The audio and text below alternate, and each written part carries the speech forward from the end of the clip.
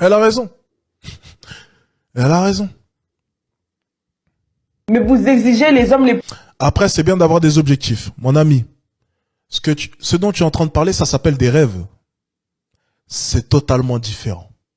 En fait, ce dont tu es en train de parler, c'est un rêve. Ce qu'elles essayent de faire, c'est jouer à la loterie. Alors, il y en a une qui gagne sur 1 million.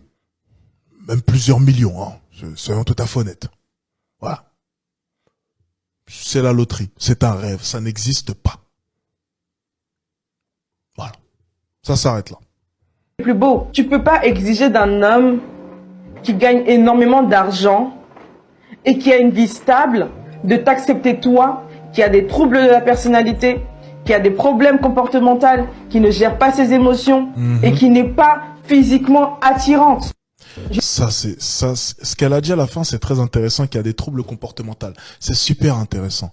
La plupart de ces femmes qui viennent comme ça, et qui ont autant d'exigences de leur côté, lorsqu'on demande leurs défauts, écoutez les réponses. Incroyables. Les réponses sont incroyables.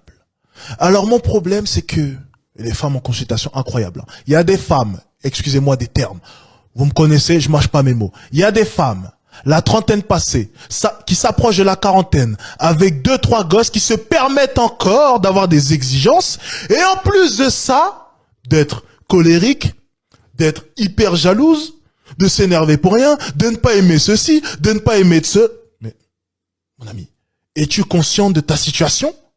3 gosses, la quarantaine qui arrive, des exigences, et tu penses que tu peux te permettre d'être chiante?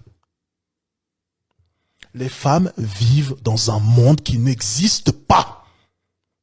Ces femmes vivent dans un monde qui n'existe pas.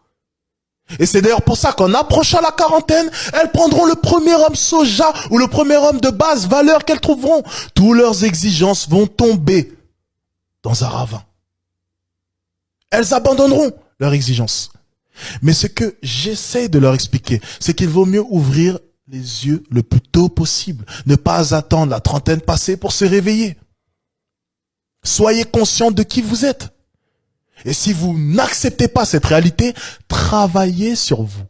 Changez cette réalité. Mais acceptez-la et voyez-la. C'est ça que j'explique à travers mes coachings. Et c'est ça que les femmes détestent tant. Et c'est pour ça que les femmes me détestent tant.